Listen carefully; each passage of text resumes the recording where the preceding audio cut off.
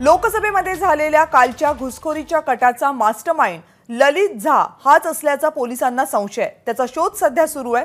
ललित झा यानं 13 डिसेंबरची तारीख निश्चित केली होती असंही चौकशीमध्ये समोर आले। गुरुग्राममध्ये ललित झा यानं एक महत्त्वाची बैठक घेतली आणि हा कट आखला होता असं पोलीस तपासामध्ये समोर आले।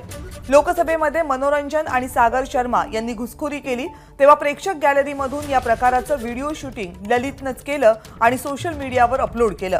ललित झा सोबत चौघेही आरोपी संपर्कात होते। घटना होण्याअगोदर त्यांनी चौघांचे फोन ताब्यात घेतले आणि तो फरार झाला असं पोलिसांचं म्हणणं आहे। ललित झाचं शेवटचं लोकेशन निमराना जवळ आढळले। त्याचा शोध सध्या सुरू आहे। ललित हा झाशी संबंधित एका एनजीओचीही चौकशी केली जाते। या एनजीओला येणारा निधी कुठून येतो याचा तपास सध्या सुरू आहे।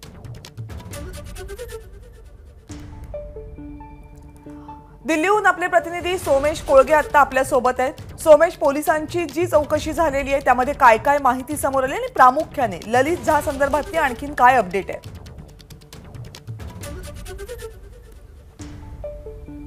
इथे आपण लक्षात घेतलं पाहिजे की ललित झा हा मास्टरमाइंड असल्याचा पोलिसांना संशय आहे, पण तरी सुद्धा पोलीस आणि इतर सगळ्या तपास यंत्रणा ह्या जास्तीत जास्त याविषयीचे जे व्यापक कटाचे काही धागेदोरे सापडत आहेत का आणि त्या दृष्टीने तपास करतायत।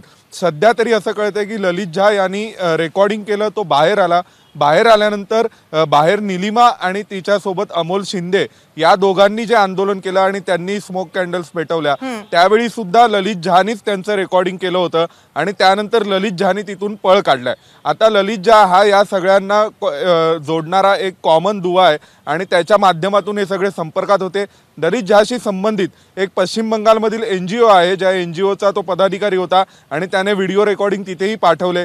त्या एनजीओचीही पोलीस चौकशी करणार आहेत। आता थोड्याच वेळात आरोपींना कोर्टात दाखल केलं तर कोर्टात हजर केलं जाईल आणि कोर्टातून जास्तीत जास्त कस्टडी घेण्याचा पोलिसांचा प्रयत्न असेल। कविता, धन्यवाद तुम्ही दिलेल्या या सगळ्या अपडेट्स बद्दल। तर काल संसदेमध्ये झालेल्या घुसखोरी संदर्भात दिल्ली पोलिसांनी जी चौकशी केली त्यातून समोर आलेली ही प्राथमिक माहिती आहे।